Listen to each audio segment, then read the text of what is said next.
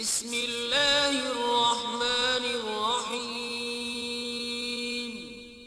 شروع اللہ کے نام سے جو بڑا مہربان نہایت رحم والا ہے۔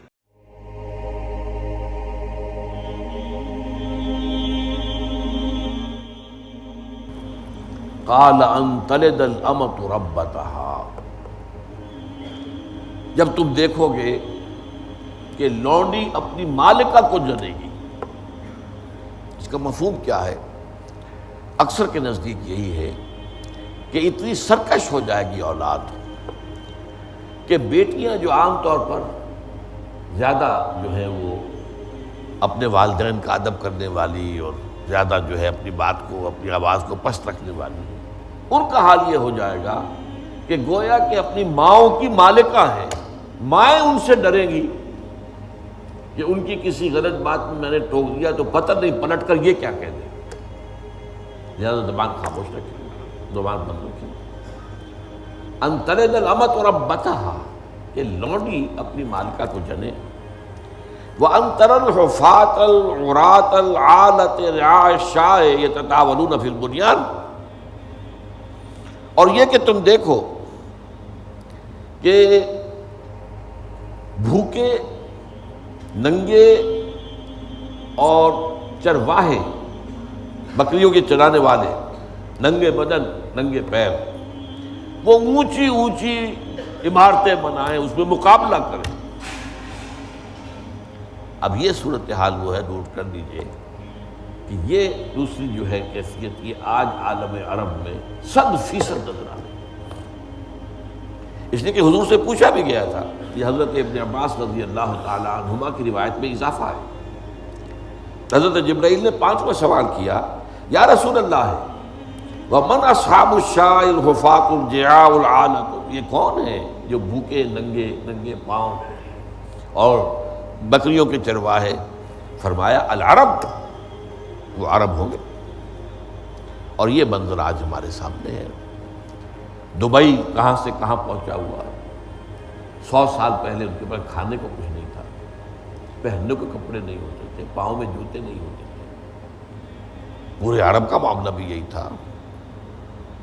یہ معاملہ جو ہے تو تقریباً 70-80 برس ہوئے ہیں کہ صورتحال بدلی ہے، جبکہ تیل دریافت ہوا اور تیل نکلنا شروع ہوا، لیکن اب کہاں تک پہنچ گیا ہے اس کا آپ اندازہ کیجیے۔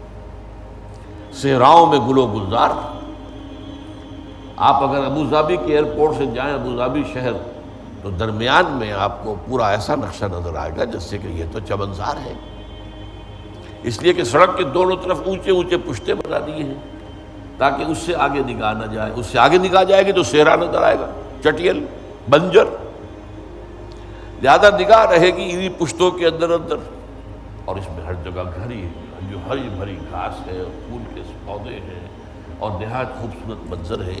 یہ آپ دبئی میں دیکھ لیجئے، یہ آپ ابوظہبی میں دیکھ لیجئے، ان کے کارنش جو ہیں، جو ساحلی سڑکیں ہیں، پورے امریکہ میں کہیں میں نے ایسا جو ہے آراستہ پیراستہ اور عالی شان اور خوبصورت میں نے کہیں کارنش جو ہے، کہیں جو ہے ساحلی سڑک ایسی نہیں دیکھی جیسے وہاں ہے۔